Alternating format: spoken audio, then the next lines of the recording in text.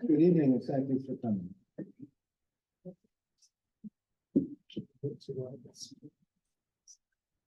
Saralee had become my best friend.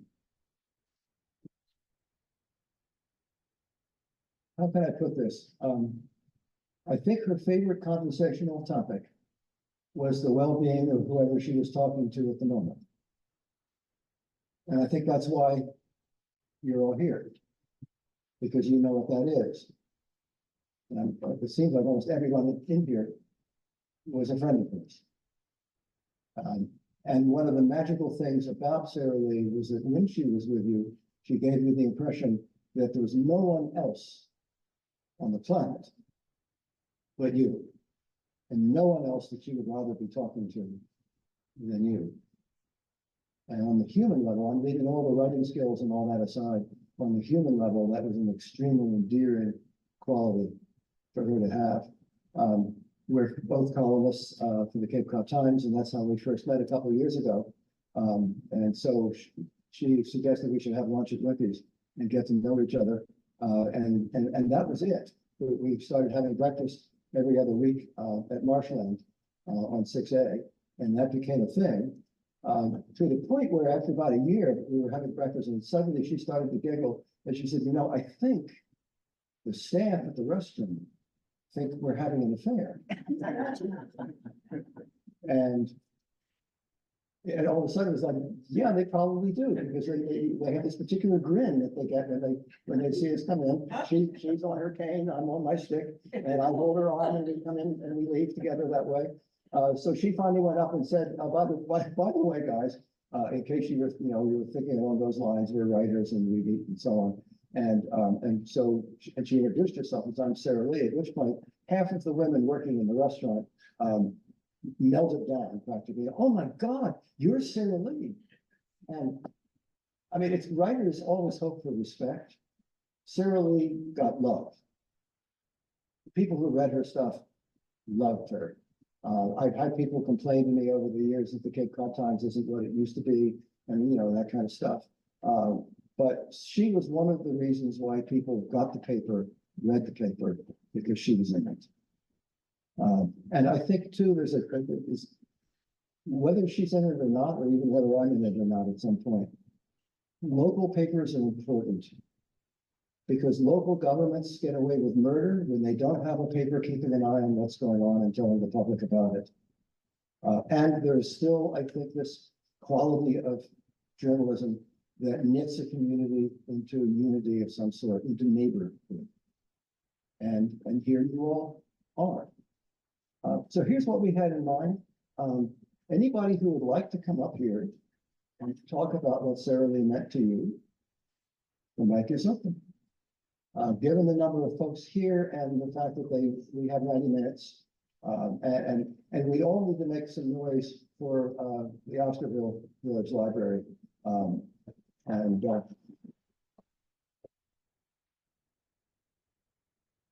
Cindy, who's walking around in purple behind you, set all of this up. I mean, normally she would be going home now. And after we go home, then they have all of this stuff to undo. And every single thing is this possible? Of course, we can do that. Is this possible? Yes, we can do that too. And all done with great sweetness and just want to help. So I've got a bunch of us that have been taking care of Bob, and you should know that Bob is being very well taken care of. This is John over here, and he has been her healthcare proxy and power of attorney. And boy, did she pick the right guy.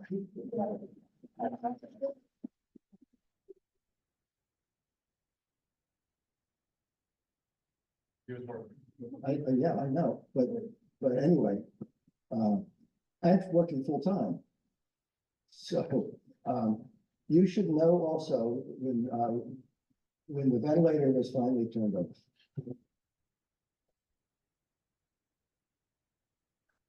We were there. And we stayed there a long time. And finally, the nurses came in and they said, this could go on till 3, 4 in the morning. And at some point, you guys need to go home and let us do our jobs. So finally, we said goodbye, and we went home. And about an hour and a half later, maybe she was waiting for a little privacy. She slipped off. You need to know that in the ICU, several nurses were watching the monitors, which kind of tell you how things are going.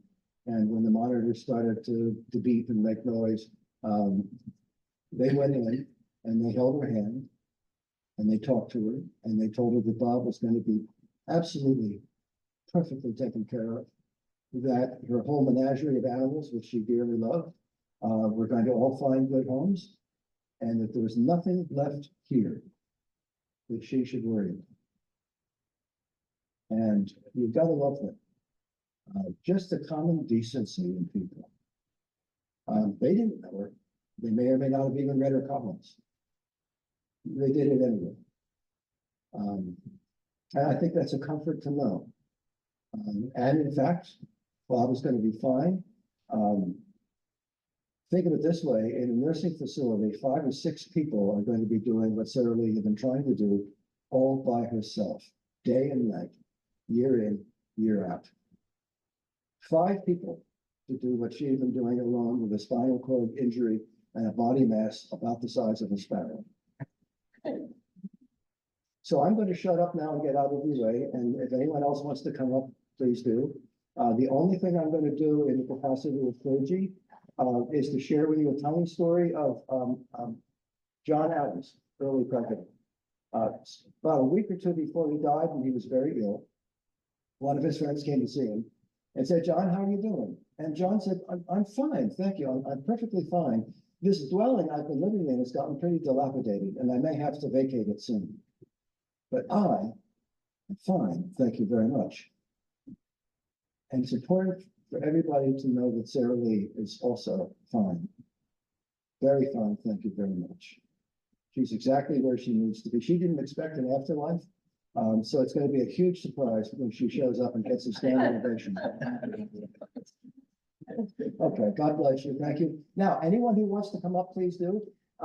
Some people have been thinking about reading some of their favorite columns of hers. I'm a little bit worried about time sensitivity here. Anyway, just keep that in mind too, but it's an open mic from here on in. Okay? God bless you. Thank you for being here.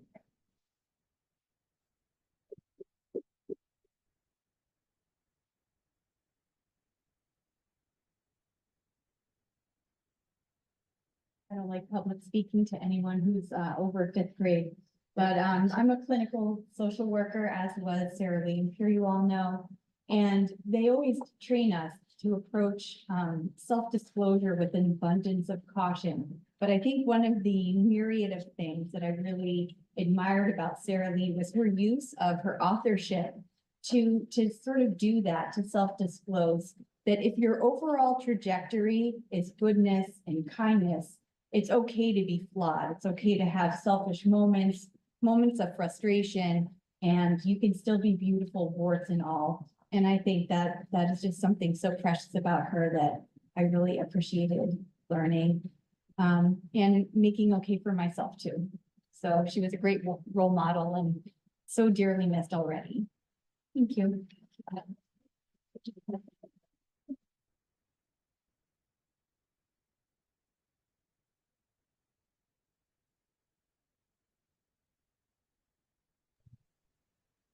Hey, Larry, is there a time when I can say something? I didn't know when I can, since I can't. Now? Right now, that's my brother. And this is my wife, Jean Cadet. So what I want to say, I wrote down some things because it's easier for me to keep my focus that way. Since my sister's death, there have been some adjectives I've heard many people say about her: remarkable, indomitable, inspiring, incredible, funny, fearless, unique, remarkable, compassionate, searingly honest. And I am truly touched to hear all the kind words being said about Saralee. Words, by the way, I never would have said to her when we were growing up together in Baltimore. She believed mother always liked me best, which might have been true since I was the perfect child. But Saralee, I've said to other people, Saralee was a much stronger adult than me in many ways. We grew up in the same house, but with different experiences, especially in our interactions with our mother, who she wrote about in a number of her columns. These columns about her mother reminded me of a story, the story of three women friends sitting on a bench in a park, talking about their grown daughters. One woman said, "My daughter Sally is the best in the world." She bragged about how any woman would be lucky to have her as a daughter and told her friends she never fails to bring her a huge flower bouquet frequently. She also mentioned that her daughter regularly takes her out to fancy restaurants for dinner. While the second woman, attempting to outshine her friend, said, "That's very nice about your daughter, but with all due respect, when I think about the way my Alice takes care of me, it just can't compare. She comes over at lunchtime every day to cook a gourmet touch.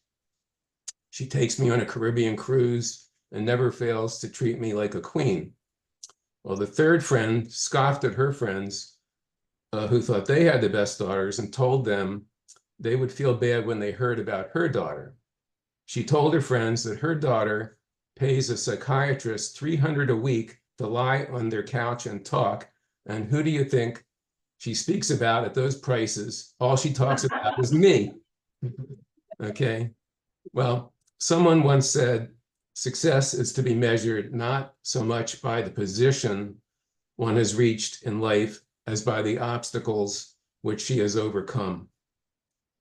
I think Saralee overcame several obstacles to achieve her success, including her less than ideal relation with our mother, I've mentioned, her spinal cord disease that impacted her mobility, and the challenge of being the caregiver for her husband of 47 years when he developed dementia. Those were among the obstacles which she wrote about as her way to connect with her readers and develop close friendships. These connections, her award-winning columns, her work as a mental health therapist, her love of pets, and her devotion to her husband, Bob, are the accomplishments that truly make me proud to be her brother. And of course, sad she's gone from my life. So that's what I wanted to share with you.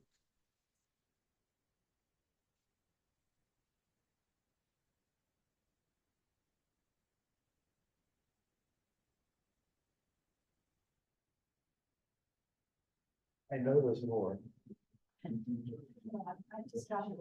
Oh.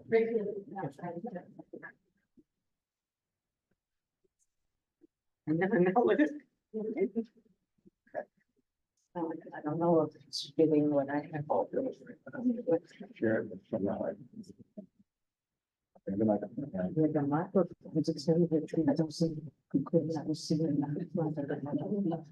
It's just, I don't know. We make those like this is pretty close.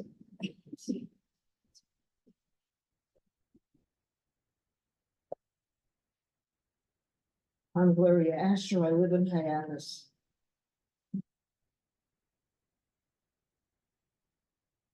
I wrote things down because otherwise I'll go on too long.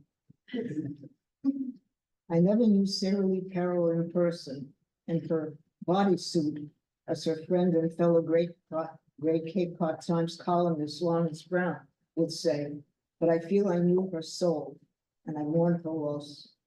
A few thoughts. When I first read the name Saralee, I thought of the pastry company and the jingle. Everybody doesn't like something, but nobody doesn't like Saralee. Strange name to give your daughter. But as Saralee herself told us, it was short for Sarah Leah, the first and last biblical matriarchs, the mothers of the Jewish people. Sarah, Abraham's wife, who laughed when she heard the divine promise that she, who had lived 90 years, would give birth to a son, Isaac, whose name in Hebrew, by the way, Yitzhak, is connected to laughter. And Leah, Jacob's weak-eyed, less favored wife, who nevertheless became the mother of many, and whose name in Hebrew is a mirror image of the name of God, Wianno Ave. Saralee's last name, Perel, means pearl, something precious, formed by reacting to something irritating. All of Saralee's names fit her so well. She was loved even by those who, like me, knew only her columns. She was granted the seemingly impossible, like walking after her spinal injury. She was both blessed and the bearer of blessings, including laughter. Her reactions to irritating challenges brought forth those precious columns. We have so much in common. We both came from a Jewish background, Saralee, Ashkenazic, Eastern European, and I, Sephardic, Spanish, and Turkish, viewed by us both as a treasured heritage to continue, but creatively. We shared a love of animals and of our wonderful veterinarian, Dr. Lawrence Larry Venezia. I hope the cat hiding in Saralee's house that Larry Brown mentioned in a recent Times article is okay and being cared for. I can't help thinking of the cat. Though neither aggressive by nature nor physically imposing, we each fought the so-called healthcare system, specifically at Cape Cod Hospital, and for the life of someone we loved. As she told us in what was to be her last column, Saralee fought for the life of her husband, Bob Daly, who was not deemed worthy of CPR because of his dementia, just as I had fought for the life and dignity of my friend Asahel Lepidus of blessed memory, who had suffered a severe stroke, but having lived 90 years, was not deemed worthy of emergency care in Boston. The angry words that Asa's doctor grudgingly addressed to me apply so well to Saralee. You're a good advocate. As Saralee said at the end of that column, it helps when you're fighting for someone you love. Love, what a fitting last word to us. Gracias, thank you, Saralee. As we say in Ladino and Ganel, may you be in the Garden of Eden. Though losing you here is painful, your memory is a blessing.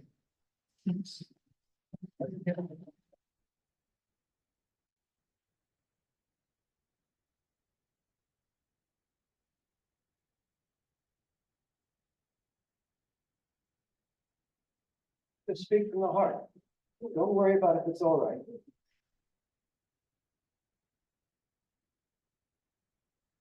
Hi, I'm Marilee, not Saralee, Marilee. I don't have a whole lot to say. Although I had a poem to read, but I didn't write it, so you're safe. I just love Saralee. I don't know of any finer conversation partner. We would have lunch together periodically. And, you know, as Larry said, she just had this way of honing in on you and eliciting, asking deep probing questions and responding in kind with the depth of her depth. Also humor. I mean, you could be super irreverent with Saralee, and I love that. You know, you could poke fun at her as well. And it's funny, in the last couple of times we had lunch together, I'm like, I just need to be doing this more often. She's just the finest conversation partner I knew. So, and she was a connector. I mean, we all know that. She connected really well through her columns, but in person too. And I love that about her. I came across one of her older columns where she said that one of the things she always asked people is what gives your life meaning? And she was sort of, as she did in her columns, kind of investigating that question for herself. And she talked about this exchange with someone who she had ordered something on the phone, so like a telephone salesperson. And she said, do you like what you do? She said that was a question she often asked people. I think people kind of doing those sort of, let's say, menial jobs or, you know, that we encounter all day long. And he said, yeah, but his dream was really to start a dog walking business. So she said, well, don't wait, do it now. And she felt like something really meaningful happened there. And she realized through that exchange that it was connection that was really what gave her life meaning. So, yeah, I think that's all. I have this poem that It has a biblical sound to it, you know, it's blessed are is sort of the framework of the poem, and it's possible Saralee would take exception to that. But it made me think of Saralee, but it also made me think of all of you, all the people who are in her life. So I'm gonna read it, and it has, like I said, this kind of religious sound, but it's called A Blessing for Being Someone's Person. It's fairly short. Blessed are the noticers, the ones who see the story in its fullness. Saralee, right? Blessed are the attenders, the witness bearers, the story holders. Again, I think of Saralee. The ones who tiptoe to the edge right alongside us, knowing that their very act will break their heart in pieces too. Blessed are those who are amazed by a life lived in its fragility, its brevity, its beauty. Blessed are the ones who stand close enough to say, behold. Behold, this is the marvel I get to know. Behold, behold, this is not a problem to be solved. This is a person to be loved. And how lucky are we? These people, these loves, these precious, precious days. Thanks be. Hello,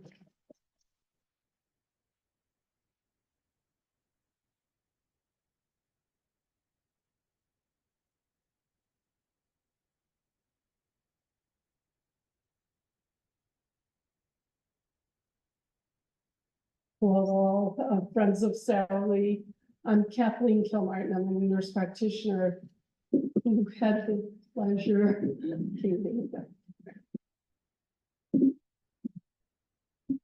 Thank you, Larry. I'm Kathleen Kilmartin. I'm a nurse practitioner with hospice, and I had done a lot of Alzheimer's and dementia research and had the pleasure of connecting with the Saralee after one of her articles when I had just moved back to the Cape. It was kind of on the brink of COVID. And I reached out to her and I said, I'm a fellow neighbor and I have a lot of experience with things that are going on with Bob. And I'd love to support you. And she didn't write me back for days. I was like heartbroken. And when she wrote back, what do you mean by support? I was like, wow. I said, well, I just was hoping to meet you for lunch. Maybe we could take a walk around Katuitt, not realizing she had a spinal cord injury. So when she wrote me back, I have a spinal cord injury, I can't walk, I will meet you. We ended up at Big Tree Cafe in Marston's Mills, and it was love at first sight. And 2 years of a relationship I'm incredibly grateful for. So I wanted to read just one of my favorite poems by Langston Hughes. I loved my friend. Where is she? I loved my friend. I loved my friend. She went away from me. There's nothing more to say. This poem ends as softly as it began. I loved my friend. Thank you.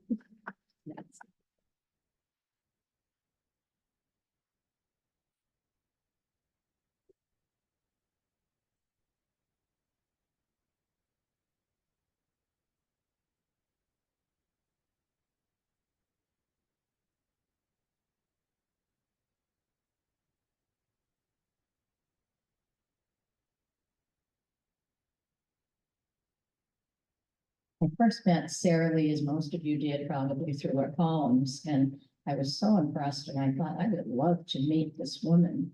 And lo and behold, 2 or 3 years ago, she joined the Alzheimer's support group that I was part of.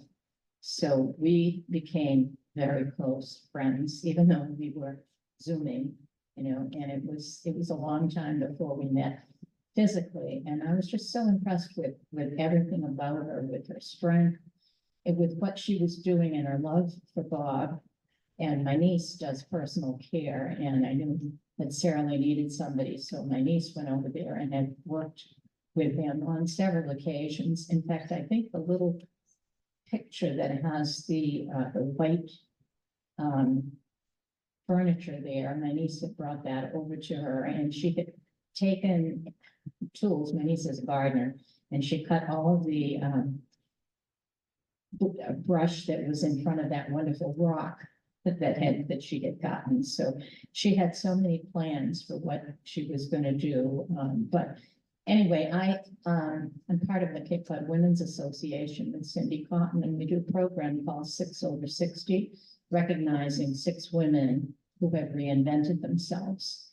And I thought, oh, she would be such a wonderful candidate. So I was leaving for Finland, and which was wonderful, by the way, but I thought, I don't know if I have time to do this, but I did, and she was selected, and I never actually talked to her. We were talking back and forth, but this was the last email that she sent to me, which was August 3rd.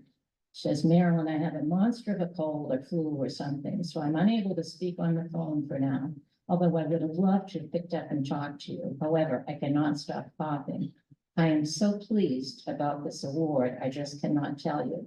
And how extraordinarily kind of you to nominate me. I'm hoping that my voice will come back and I can call you before you leave. With love and gratitude, Saralee. And I think her voice has come back. She was recognized posthumously at the event, and I think her voice will live on through her columns, but just as we remember her. So I'm very pleased to be able to be here and just share with you what a special person she was.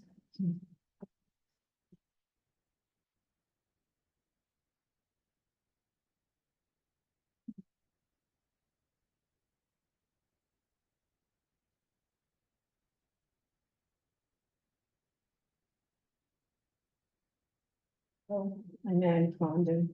I only knew Saralee for about 18 months. I was a great fan of her article, monthly article, as we all were. I sent her an email and I said things in common. And I said, I too am a psychotherapist and my husband is experiencing the onset of dementia. She responded right away and we went to the Dolphin Restaurant Village. I walked in there and I felt I was with a celebrity. People were coming up all over the place. And what ensued were a couple of lunches and a few movies at a Cape Cinema. And like all of us, I just wanted more of Saralee. Her birthday was fabulous.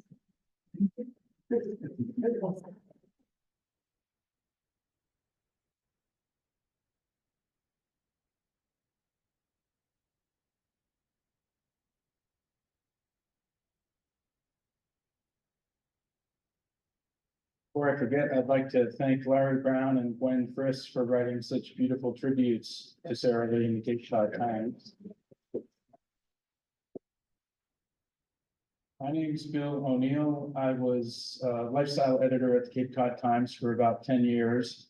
And part of my duties was editing Saralee's column, which was pretty light labor. She once told me that she went through typically 7 or 8 drafts before she submitted her columns. Very occasionally, she would email me when it was a week before deadline and give me a preview, and wanted to know if she kind of landed the plane with the last sentence or last paragraph, because usually everything in the column might wind a little bit, but it would end with something either very, very funny or very, very profound. And she just wanted to make sure that she'd accomplished that, and she always had. I think probably on the very rare events, we spent 10 minutes on the phone discussing whether a comma needed or didn't need to be in a particular place. And that was, the biggest arm wrestling I ever did with her in terms of any editing tasks. So I wasn't able to give her a whole lot of advice, but there was one time when she reached out to the community for advice. If you haven't read it, you should go to the Cape Cod Times website and do a search on their website for Saralee Perel and Tony Bennett. And it's the great story of how she met Tony Bennett backstage at the Melody Tent. And once that was set up through the assistance of the great local jazz DJ Dick Golden, she went on Facebook and was asking some folks, asking the community for advice, like, okay, you know, what do I say to him? How do I get through this? You know, he's met a million people. So how can I handle this moment? And, I'm trying to find the right. This column was longer than I remember. Okay, my vision isn't what it used to be. Okay, sorry for the pause here. Okay, on Facebook, I asked friends, what should I say to Tony Bennett? Everyone was helpful. Note my sarcasm, please. One gal said, ask him to sing his most famous ballad, I Left My Pocketbook in San Diego. Another said, when he drones on relentlessly about San Francisco, stand up and scream, we get it. We all know where you left your stinking heart. Get over it all. And then I was immortalized in her column. My friend Bill O'Neill was most helpful. If he asks you if you want his autograph, tell him, sure, and make it out to Lady Gaga with all my love, Frank Sinatra. So that was the one time I gave her a little advice, and I don't think she followed it. Over time, Saralee and I, well, pretty quickly went from editor to columnist relationship to a friend relationship. And as Larry said, with any friend, she always wanted to know how you were. So I ended up having basically free advice to a very highly skilled therapist. And as I went through life's ups and downs, there were times when she would kind of gently say, well, you know, here's a place where you need to make a decision. And, you know, I think it should be full speed ahead, or maybe it was proceed with caution. And in the moment, I might not always know whether she was right, but in retrospect, I could always see that she hit the target, and her wisdom was very great. And she knew me better than I suspected, and, you know, sometimes scarily so. I had the pleasure of spending some time with the two of them, both before and after Saralee's spinal cord illness, and before and after Bob's slow decline into dementia. So that's a lot of very fun memories. And then also able to see the way that through all of those challenges they faced, their love for each other was so deep. And I'll close. One of my favorite memories was, probably about 8 years ago. So well after she had her spinal cord injury, she was at the open streets on Main Street, Hyannis, where they closed down most of the streets, and they've got food and musicians and all that. And the local DJ, JT Thompson, who some of you may know, a great guy who does a lot of community building, was spinning some old songs, Motown and stuff like that, you know, definitely, you know, Saralee and I were both at the age that we could really enjoy those songs. So she later in the day sent me some fun pictures of myself dancing with my family in the middle of Main Street. And I like to think that now Saralee's in a place where she's able to fully dance and enjoy that music and let her heart sing.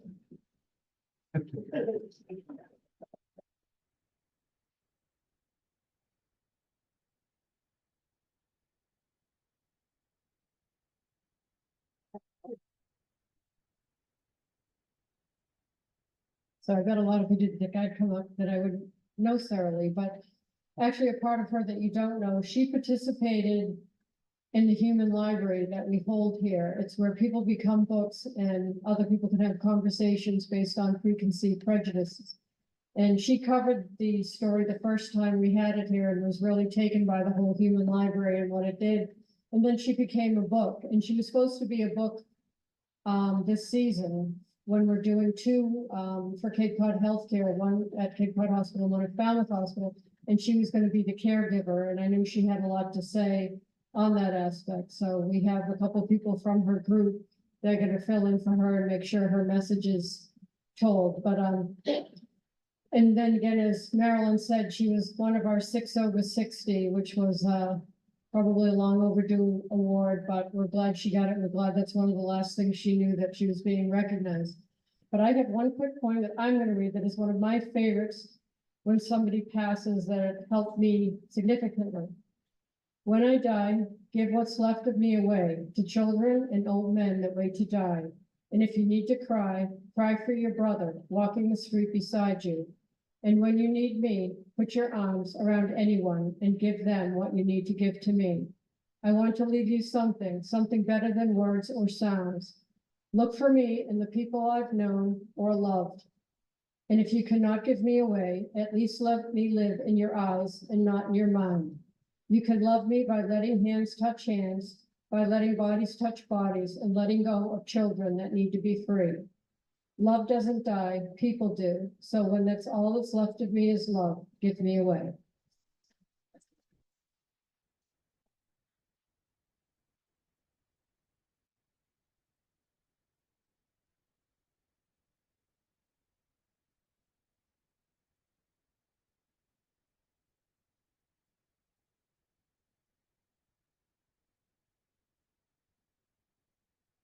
We don't want to say goodnight if there's anyone who still wants to say anything. And I don't want anybody driving home saying, I wish I would have had the courage to get up and say this thing. Better to say it now.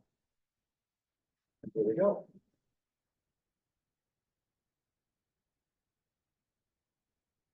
My name is Carrie Bickford, and I met Bob Daly in 2000, walking the trails of Eagle Pond and Katuitt with my dogs and my husband. And we got to know him, talking about our dogs. He was walking Gracie in those days. Eventually it was Becky, and of course, the latest dogs are the little ones that have been up on the screen. But in his conversations, he was always in a hurry. And one day, my husband's a social worker also. He said to us, I'm so sorry, I'm always in a hurry, but my wife has a spinal cord injury and I care for her and I really have to get home quickly because she's there alone. And I was just blown away by the commitment, the love. He invited us over at one point. We became really close friends with Bob and Saralee. We spent a lot of holidays together. We went through a lot of highs and lows together. Saralee was an amazing support to me when my son died. And we both struggled through, my husband was diagnosed with cancer 2 years ago and was going through some treatments at the time when Bob was really, sinking deeper and deeper into dementia. And I remember feeling so blessed that she had found the Alzheimer's community, the support that she had. I was on the phone with her one day, and like some of you who have gotten up, she told me about you and how much it meant to her to have that support and that friendship. And I guess I was not there for her at that moment, and I couldn't be. But we loved Bob and Saralee dearly, still love Bob. I have so many memories and I don't want this to be sad because she was really a funny girl. When I first met her, I was telling her all these stories about my kids. And she said, wait, I want to get my notebook. You're giving me such good material. And I was like, she was not serious. She was just trying to be funny. But she would say from time to time, be careful, because you're giving me material. And then one day I opened up the Sunday paper and there was a piece that she had written. And in the piece she wrote, and no, Carrie, I'm not talking about you. So anyway, she was very funny, very fun, very loving. She was so committed to Bob. To spend time in their home. They had a magical room out back you were surrounded by windows and gardens. You've seen the gardens in the pictures. That home was full of love. That tiny little home filled with cats and dogs. And Dennis never came out in those days either. I mean, he was always hiding. One day she went into the closet and tried to get him out so she could show him to my grandson. And he just wouldn't come out. That's his name, right, Dennis? So anyway, lots of fun memories of them. And I just can't believe that it's over. I didn't, one of the things that Saralee said so many times was, what will I do when Bob dies? And,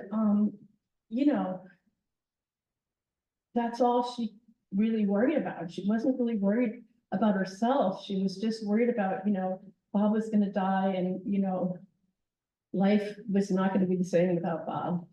And so as it turns out, Saralee died unexpectedly, and I don't think Bob really knows that she's not here, and he's certainly surrounded by love. And I think they were just an amazing couple, and I'm sad that it's over. And I'm taking up way more time than I'm supposed to, Larry. No. Okay. So I just want to say, we love them both. My husband's not here tonight. I'm representing him as well. And I'd like to read you this poem by Mary Oliver. It's called When Death Comes. When death comes like the hungry bear in autumn, when death comes and takes all the bright coins from his purse to buy me and snaps the purse shut, when death comes like the measles pox, when death comes like an iceberg between the shoulder blades, I want to step through the full door of curiosity, wondering, what is it going to be like, that cottage of darkness? And therefore, I look upon everything as a brotherhood and a sisterhood. And I look upon time as no more than an idea. And I consider eternity as another possibility. And I think of each life as a flower, as common as a field daisy, and as singular. And each name a comfortable music in the mouth, tending as all music does toward silence. And each body a line of courage and something precious to the earth. When it's over, I want to say all my life, I was a bride married to amazement.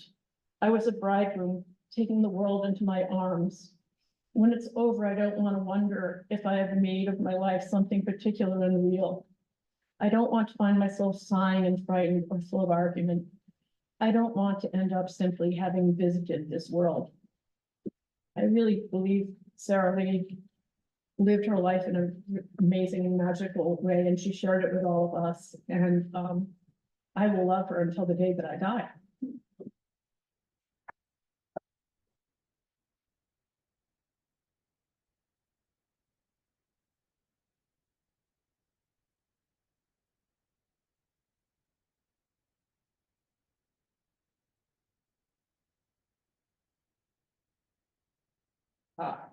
Hearing a lot of these things. My name's Sue, and I'm sitting there listening to everybody and feeling so lucky.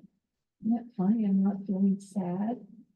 I miss Saralee every day. I actually wish I could be talking with her. I guess I can. I'll get to that where I can do that. But why I feel lucky is because here we met in a caregivers group. And a caregivers group being a caregiver is a very difficult, somewhat difficult and joyful in many ways. It's quite an experience. So here we are in the group and sharing our troubles and our difficulties and our angst and all this stuff. And out of that comes this great friendship. I do believe that's a deep philosophical thing that I have, that with difficulty, there's always good that comes. It's not, difficulty is not good. I'm not saying that, but a good can come from it also. It's like the silver lining in the cloud. So that's how I feel. She was my silver lining. Thanks.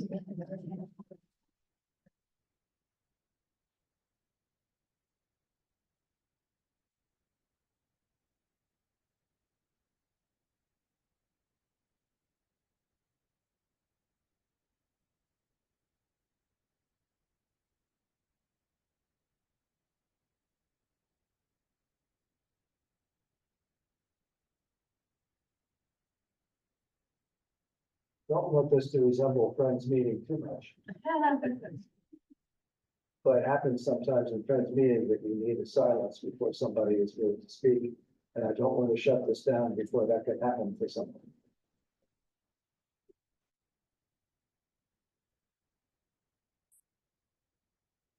Is there anyone else, John, who would like to speak?